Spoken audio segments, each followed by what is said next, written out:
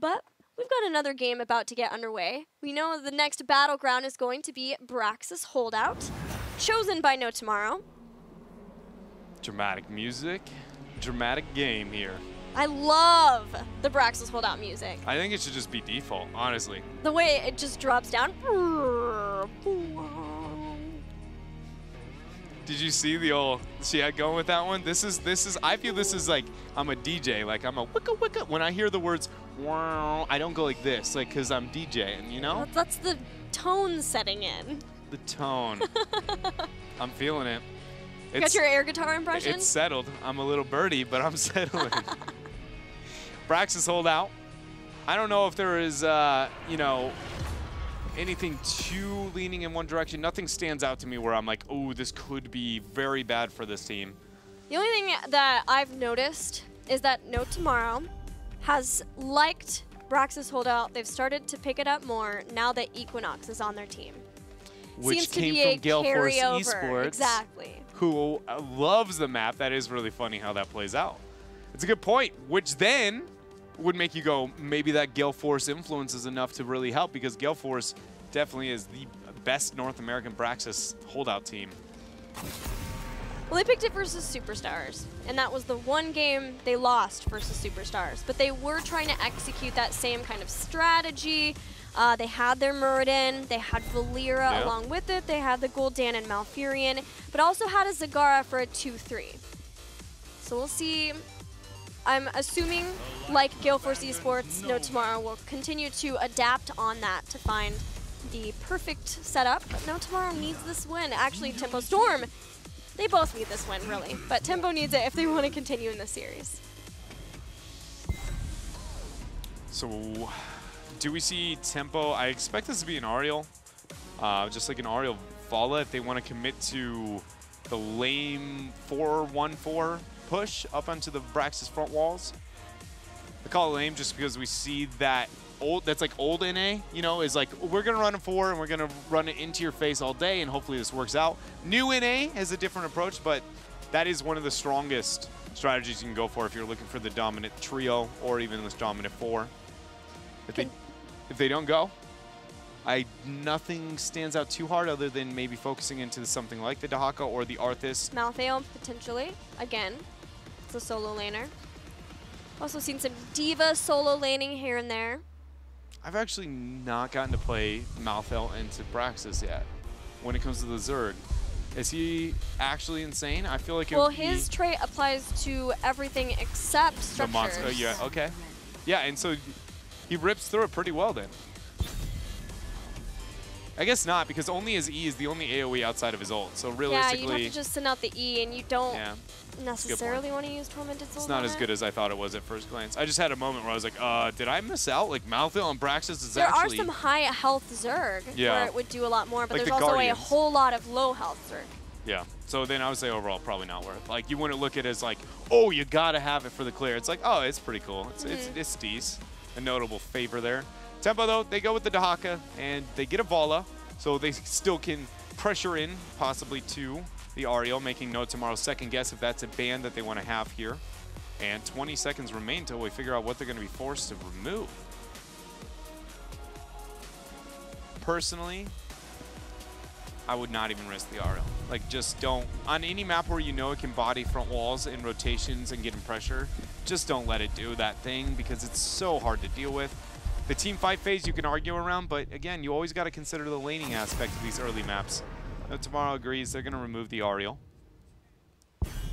Any chance that Tempo Storm still gets a secondary support? Zarya?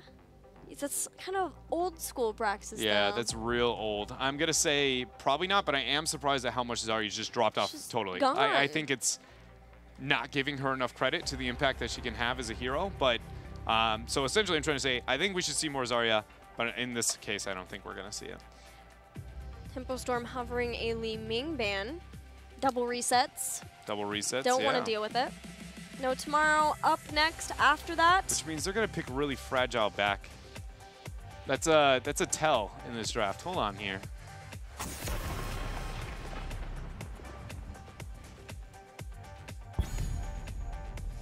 Unless they don't want the synergy with the Stitches. I'm crazy, actually. It's not that bad. Just when you see a double reset and you already know the draft is pretty good against it, Vol is the only vulnerable, but Dahaka, you're going to pick a secondary warrior who should be good into that as well. Why deny the double reset when there isn't a heavy synergy? I forgot about the follow-up on the Stitches. Could be argued as a strong enough one to draw that kind of resource. Also, Tempo may not want to get another support, in which case Vala is more vulnerable because they can't get the Ariel now either.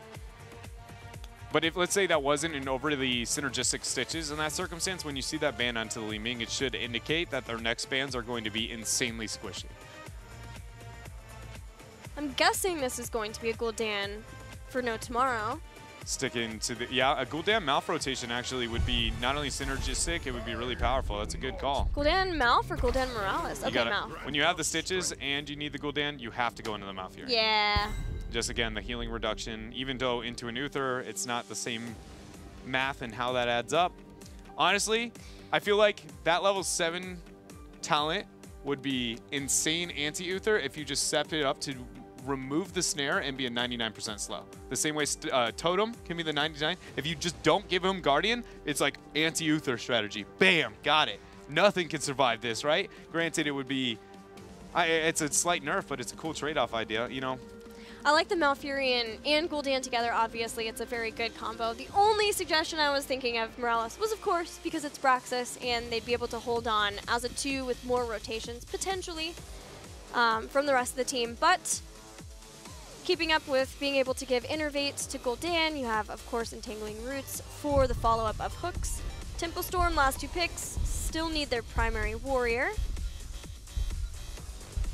And something else. It's got to be Tyrael Arthas, one of the two. No, they mix it up. They go with the Chen. Not too surprising. I forgot Tempo's shown recently that they're really enjoying the pandemonium. Back to double support with Brightwing. All right, so we're on the double support hype train. It's officially a thing, at least for Tempo Storm. I feel like it's unfair to call it the double support meta as long as it's around Ariel, but the minute it goes like a generic, we like double support, even when it is just Uther plus the Brightwing. That's enough. We've got it. So now what does No Tomorrow do to be able to deal with this? They've got the Genji, the Gul'dan. Equinox. Not what I was expecting. Oh my! Pro bias, man. Oh. A Probius solo lane versus Dahaka. How's it looking? Good. Probius into Chen. Not a matchup I know. Actually, I've never gotten to experience that one firsthand, but I actually think Chen wins that. Just because Probius is so squishy and susceptible to the poke, I actually think Chen should be able to out-brew long enough to where the damage isn't relevant enough to his HP. Yes, he will get pushed into, but he should trade up and make people have to pay attention to the Probius. So suddenly, if you lane mismatch into them and be able to go 1v1, this is just me not seeing this, just going, again, off the top of my head, but I assume that Chen should be able to sustain long enough to at least be a threat. I don't think he will levels 1 through 4, but roughly about 7. His scaling gets high enough with his talent builds, especially goes into the flame at 4. I think he might be able to bully the Probius around. This is before the patch where Probius Pylon Overcharge was nerfed. Correct? I believe so. Yeah. And I still think that Chen could bully it. The Dahaka, though, you obviously wave clear it out. You pressure and rotate on. I do like the Probius because now between Gul'dan and Probius, you have an absurd 2-1-2, 3-2. You can run any laning phase as long as as long as Gul'dan and Probius are not in the same lane. You can just be like, well, everybody else, do what you want. Respond to them. Tempo is so much more mobile that I fear for the Probius, but Genji can also be really mobile to try to help out Probius. But looking at everything else, Stitches, Malfurion, we'll have to see how it works out for No Tomorrow. They are currently leading the series 2-1. Let's get into the next game and find out if Tempo Storm can take us to game number 5. Absolutely gotta love the fact that No Tomorrow find themselves 2-1 ahead in the series, and when they found a possible match point, they're like, you know what? Time to get the Protoss on. We're going to get the Probius here. This was also their battleground pick, so this is something that is obviously an executed strategy. They saw all the cards were on the table for Tempo Storm, and No Tomorrow were still willing to pick up this Probius. So let's look at how the Gale Force influence in the core of most of the drafts that they run onto this map has maybe trickled down a little bit into No Tomorrow. Genji is essentially able to fulfill the role that Muradin traditionally would, but he does it worse in the sense of survivability, but he does it better in the aspect of mobility. Probius and Gul'dan fulfill the singular wave clear, pushing and pressuring outward. Stitches, not as much kill potential as you maybe would want because the 16-second cooldown's too long, but it essentially meets the checklist of what you need to run a playstyle that Gale Force is known for. And we'll see if they have the execution. Meanwhile, I gotta be paying attention to the Cattle. I feel like Cattle could be a really big problem into the team fighting phase of this game for No Tomorrow because, you know, without the crowd control necessary, he's a pretty big deal, Chen. Yeah, especially now with grounding Brew. So not getting elusive Brawler at level 1, but we've seen it from a lot of Chens, but in this instance, every time he drinks, he has 30 spell armor. And there's the hook route to follow up to, but that 30 spell armor is going to be very nice versus the composition that No Tomorrow has. Meanwhile, in bottom, you see Jason. He essentially wins the lane by only clearing. That's how Probius just wins lanes, for anybody who hasn't gotten to play the little specialist. He just dominates when it comes to pressuring out the lanes on his own, and then he wins through that. But Dahaka is just going to be like, well, can I stop the draining of my ammo effectively? This is actually a nice laning setup for No Tomorrow because they aren't forced into awkward situations, and the Probius is left in the 1v1 he wants. Yeah, Cattle is soaking up a lot of damage, but otherwise Probius gets to hang out in the 1v1 with Dahaka. Another thing to think about is every minion wave, Dahaka gets better into this matchup just because of his essence and his passive. Like now, because he has a Shrub, you see Jason trying to run around there, buying a little bit of time. Oh, places the Warp Rift down as a potential slow too, but Fury doesn't go through it. Hoping to bait Fury to get first blood for the team, but first blood seems like maybe it could be claimed by Tempo Storm. Great corruption drop down. Caterpillar getting fairly low, but again can drink up to get his shielding until June has a heal for him. Once again, Tempo Storm is using the Hungering Arrow build again for Vala here on Brax's holdout. Any thoughts as to why? I don't have it yet. Now that it's managed to make it 3 games deep without a huge argument into the sustainability, you could still make it for the Genji of like, oh, I could be into the 1v1s. And it is, again, with the double support, you don't need as much pressure, but I just feel I don't see the straightforward, like, oh, yes, this is it with this build specifically. So maybe North America as a whole is now changing the mentality that we just feel that Q build has the superior damage. It is Psalm playing, so it is a possibility that it is more of the 1v1 style that he's considering, but also maybe he's going to end up merking for the team. Yeah, that's a good point. It does do more damage, obviously, to minions, mercenaries, and monsters, so it will add more damage to the Zerg Rush, but then again, having your multi-shot be able to be enabled and do more damage would be nice too. First blood claimed by Tempo Storm. Equinox barely staying alive here. Yeah, nice cutting out there from Saul. Managed to keep himself up. Cawthon, though, see him retreating. Tiger JK not hitting the root there. Even with a Loon's Grace post 4, that just is something that cannot happen in this game because Malf into Brightwing is one of Malfurion's favorite support versus support matchups because of the exact argument I was talking about. Without her mount, you have a Loon's Grace, you're like, I will always root her. She will die as long as she doesn't have, again, the teleport with the Blink Heal or the Ice Block. Fury was able to get a kill on the very squishy probe in the bottom lane. And speaking of bottom lane, No Tomorrow now has to deal with a large Zerg Rush barreling down their fort. Tempo Storm continuing the pressure on the top lane with their 4-man 2, takes out that fort. Tempo Storm is in prime position to run away with this game. Yeah, they are. They are building up that worst case 10 spike into the secondary Zerg Rush. And so No Tomorrow's got to find a way to be able to stop the bleeding here. Probius is doing his best, but I mean, Gilly, he's just one little probe, you know? Like, how much can we really ask of him? He's already the cutest hero in the game. He also did spawn the pylon that was able to help the rest of the Protoss be able to take back Iron. I think that was Iron. really flexing my Yeah, ability I'll just bring out my lore book. to do the StarCraft lore here. Yeah, no, you're right. It was definitely Ire, which is capital of the Protoss people. Protoss people.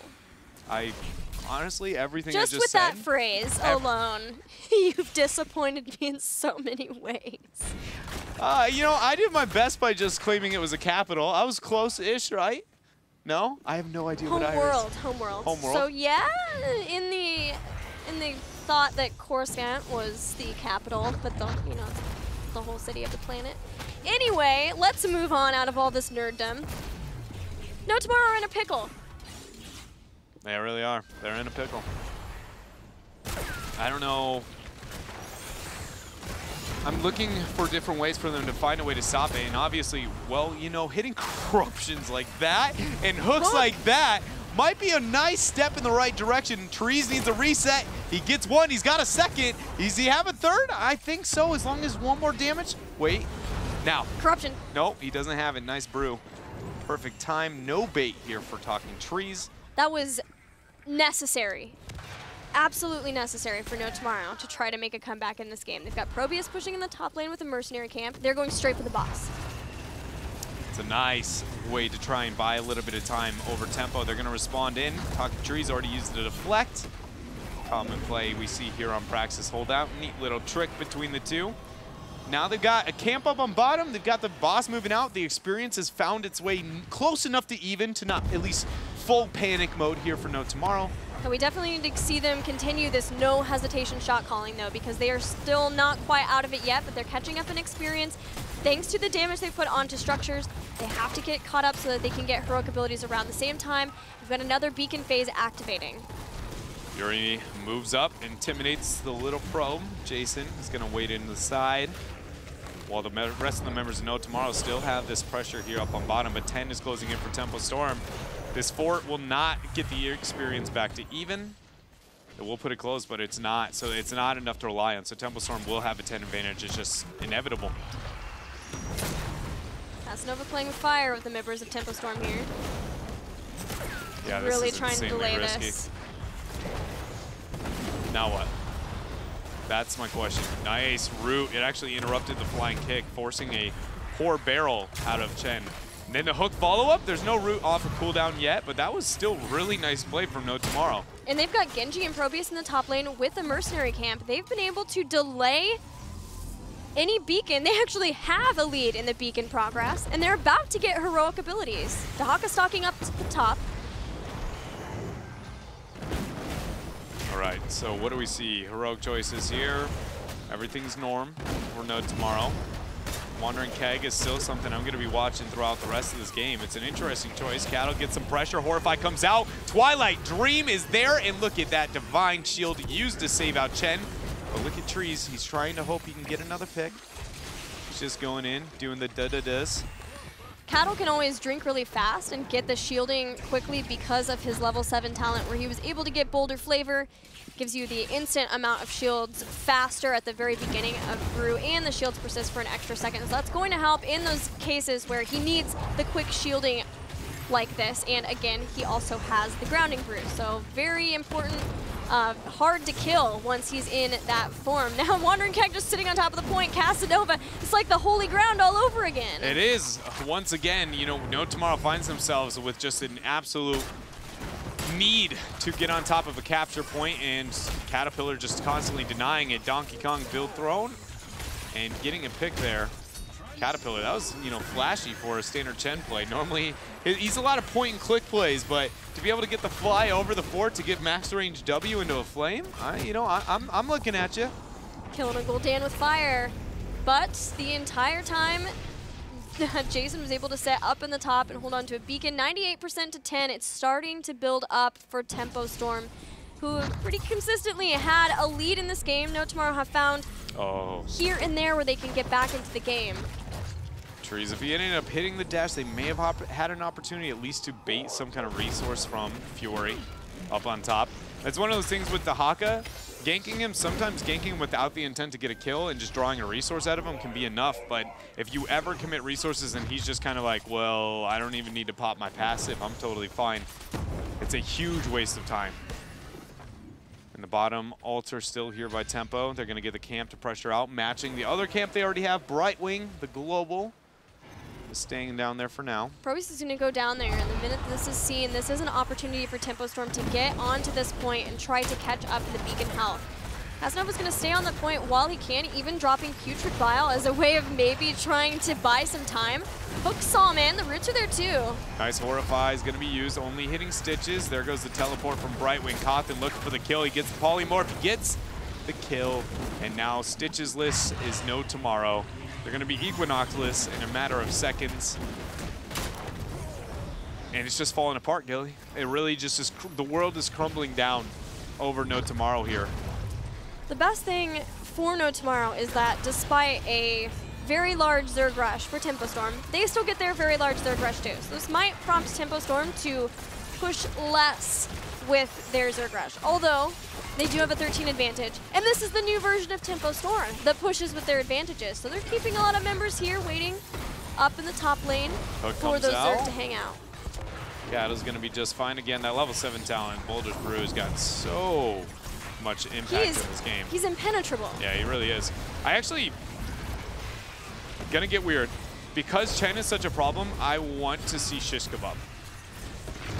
Just for the stun, and the stun duration on him onto the front line. So that is essentially how Shish Kebab works, in case anybody's wondering why I'm saying Shish Kebab for the stun, is because Stitch's hook, it hits one target, it's constantly searching for the secondary. That means that if Chen is sitting in front of you constantly brewing up in your face and like, hey, deal with me, you never want to hook just him and pull him in and be like, that's the end of it. But Shish Kebab, you move up to him, and then you hit him with the first aspect, he's stunned, and then you're waiting for the second hook. So as long as you miss everybody past that point, you essentially can lock him down in front and actually get a kill and say, hey, we respect your clever Chen pick here, but die in a fire, we're gonna get you. We're gonna kill you. And they don't go. So no Shish Kebab, no Dream. It's still going to be Chen a problem here in this game.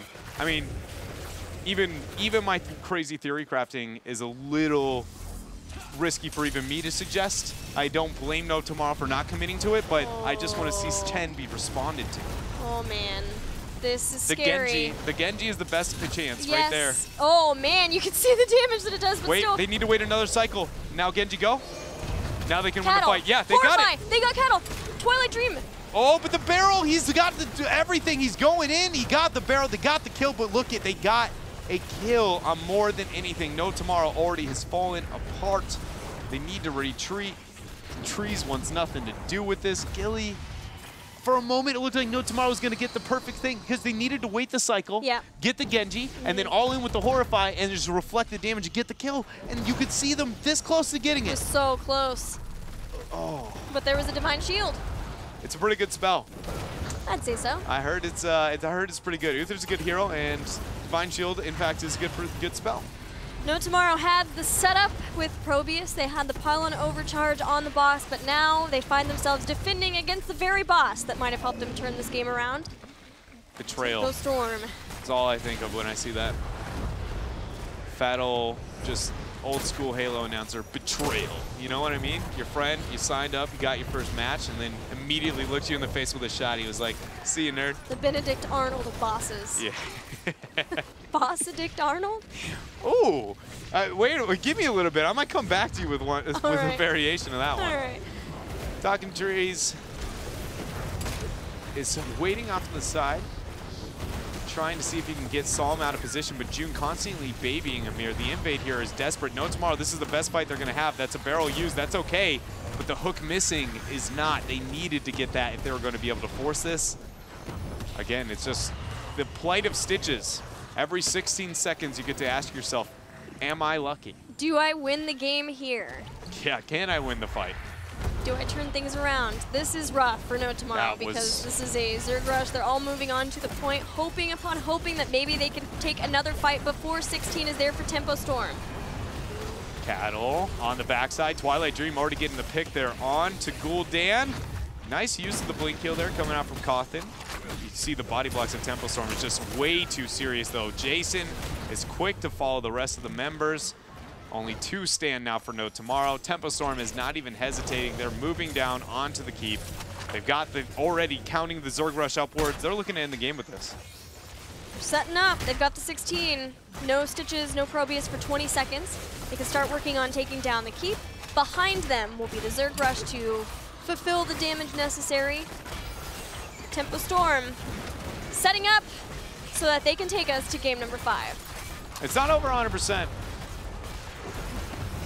It really isn't. The Zerg Rush isn't inevitably game, but it very likely is. It's one of those, what can Tempo Storm do? Because we have to remember that they have no damage on core without Vala. Like, if Vala just gets out of position, they can kill them. There is no Divine Storm, so we'll see. Fury's the first to get hooked. The heroic timers, though, for No Tomorrow are pretty rough. That was enough, man. That barrel and hammer of justice. They are serving justice. Look at Tempo. They're bored. They're done with Braxis. They want game 5. That they do. The shields drop down. They've already taken out 3. Jason just hanging out, dropping the spray versus Cattle. That'll be it. Tempo Storm takes out No Tomorrow on Braxis Holdout. We are going to game 5. With game number 5 on the horizon, Gilly. I have no idea where we're going to go on maps. At this point, I am at a loss. We had Shrines and... Skyband. Do we go to Towers. Dragon or Tomb? Towers? Dragon? Or Tomb. I think Towers or Tomb. Unless No Tomorrow switches things up and picks the Battleground. I'm not confident they would do that, but I want to say that maybe they would because they've already made one adjustment in the series with focusing on trying to catch Tempo off guard. Will they do it again? Find out next week. No, just kidding. I want No Tomorrow to pick the map. I think that's more important in this series for them than almost anything else. Like, I could see it. Draft slot, who cares? But like a map like, again, like Towers of Doom, I go, do you really want to try and take Tempo on something like that? Like, take them to something they're less comfortable because Tempo does struggle in certain aspects of specific maps. So just at least catching them off guard, banking on a specific slot into the picks because it does have a lot of incentive to be a second pick team. It's just everybody agrees that first pick Genji is it's a pretty big play. It is, but I'm really pumped because I think No Tomorrow has a very real chance of being able to take out Tempo Storm here. We'll have to see. We're going to go to a break. When we come back, game number 5 between No Tomorrow and Tempo Storm. Don't go anywhere.